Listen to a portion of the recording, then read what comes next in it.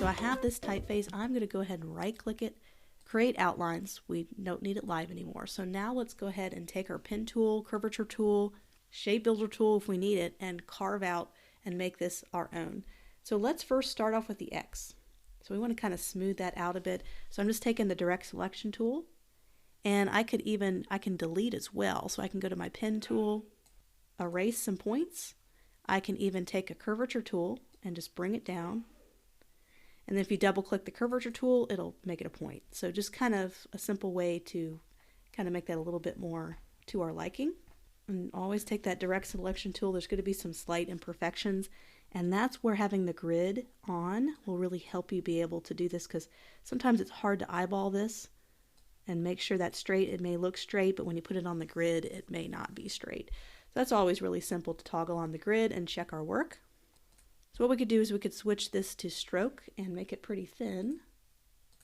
So kind of see how everything is laying out on the grid. So let's go ahead and line all of our items on some kind of baseline. So this can be our baseline of the type right about here. Right there on that line just kind of helps us make sure everything is straight on the baseline and also the top line. So let's go ahead and go in and just make sure it dips down about the same amount. And there could be character that you add to your typography, so it is not perfect. And you may want everything to be perfectly aligned, or you may want everything to be off a little just to add character to it. It just depends on the style of logo that you're looking to do. So I feel really happy with the X, and I'm going to keep it as a stroke because I feel like I can really see it a lot better with the grid. So let's go ahead and change this really strange U, how it kind of bends and has this really small contrast and this really big contrast. It just looks kind of comical a little bit, so we want to have a more of a serious look. So let's see what we can do here. We can probably eliminate an anchor point here, and that automatically solves that issue. But now we need to thicken the space here.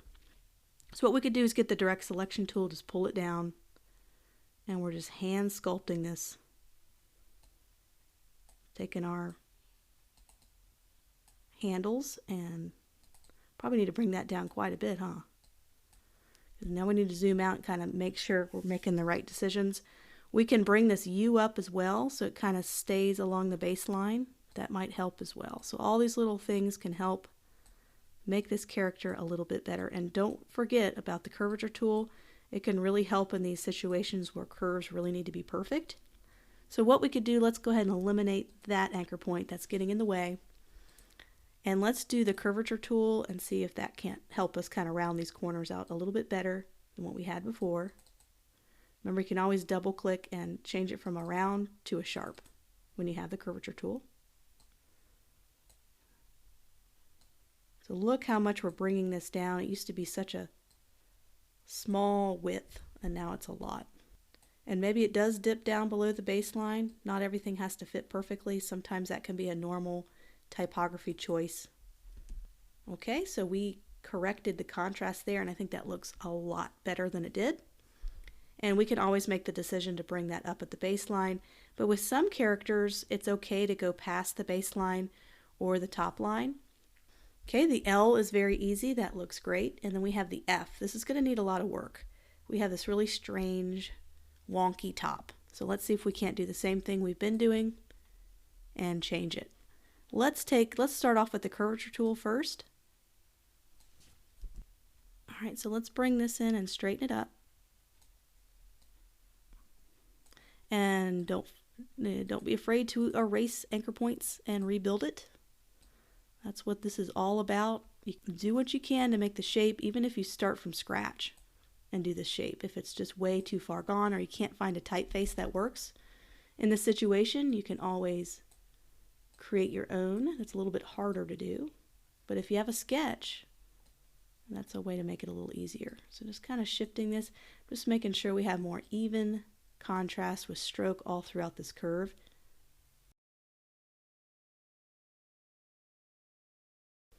Let's even thicken this up and match all of this together. So the thickness of this bottom of the stem of this F, let's continue that all the way, and let's bring it up here. And it's also nice to have smart guides on. Please put your smart guides on. It'll help you snap to certain positions when you're moving and shifting things around. So I have my spark guides on.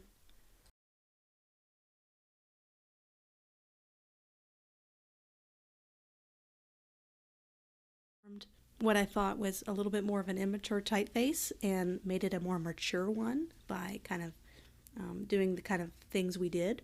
So what we're going to do next is I'd love to round the corners on this, because when I look at this and I go ahead and flip this into a fill and I zoom out, I see a lot of harsh corners, and that's fine if that's the look you want to go for. But I do want a softer look. If you look at the Instagram logo, the Snapchat logo, a couple of these logos, even TikTok, they kind of have a little softness to them. So I'm just going to round these corners very, very subtly. So I'm going to select all of them and just get our direct selection tool. I have a recent version of Illustrator, but most people have this rounded corner option. I'm going to just click and hold, and it's going to do all of the corners for me. And if you have problems sometimes with different characters, it'll have issues if you try to do them all at the same time. So in some cases, you have to individually select a letter. So let's ungroup this and do it one at a time. So let's go ahead and click, and we're just doing a very small amount. So you see how little I'm doing? Just kind of chopping off those harsh edges and making it just a little smoother. You can always go up and check the sizes on each one, so you're doing them all the same. So we're pretty much just doing a 0.01 up here in your corners. Okay, so just kind of rounded it just a little bit. I don't want to over exaggerate the roundness, because then it starts to look cartoony and immature again. So we have this done. We also now want to adjust the spacing between the characters and to make them a little tighter. Adjust our kerning. So if you ever heard of kerning, this is exactly what we're going to be doing. We need to tighten the spaces here. The grid is going to help us a lot with this. So let's kind of line it up. And we want to have the same spacing between characters, and sometimes that changes. Sometimes there's certain characters that are heavy on one side that may need tighter spacing. So this is really about what looks good to your eye. What looks like the best spacing to your eye. You don't have to be a computer and be like every space needs to be the same size. This is when your eyeball can really override certain design decisions. So I'm just going to take my arrow key, and I'm going to make sure everything is on the baseline. So I'm just making sure our characters are moved down so they rest on the baseline. Just like that. And then now I'm just going to take my arrow keys and just kind of nudge them to where I think would be some good spacing. And this is where we're going to be exploring some negative space, so maybe we'll have to figure that one out. But I'd like to have similar spacing. They don't all have to be that way, but it's kind of a general guide. So let's say it has one column or one square. Let's go ahead and bring that over. Let's have some similar spacing between these two characters. And same goes for this. Just kind of using that. It's just very simple. And now they have some similar spacing. We zoom out. And we need to eyeball it. Is it too tight? Is it too loose? This is the time where we can adjust our kerning to make sure it's not too tight or too wide. So now for this concept, we are missing the arrow. So what we want to do is we want to bring that arrow in. And what we're going to do with this is we are going to take the direct selection tool. We're just going to eliminate these anchor points right here. And of course, we could use the shape builder tool instead. That might even be a cleaner look. Let's get our little rectangle tool. Let's just shave this part of the arm off. We're going to put the arrow in its place. Shape builder tool, hold down option, erase all of it. So that was a simple way to get rid of that. We can always go back in with the tool and do these small little changes. We can even delete that anchor point because we don't need it. So let's draw our arrow. And in this case, with an arrow being a triangle, let me see if I can't snap to grid on this one. That'll help me create a more perfect triangle. And let's also round the arrow because we've rounded the characters, so let's be consistent. So the same 0.01 rounding of the corners. And so now we need to figure out, there could be contrast here. And right now we're working just in black and white, but that doesn't mean we can't do shades of gray to emulate color in the future or contrast. So in this case, I'm going to do a light gray so we can kind of see how that overlaps the L. We're just slowly getting our concept to come alive in real vector format.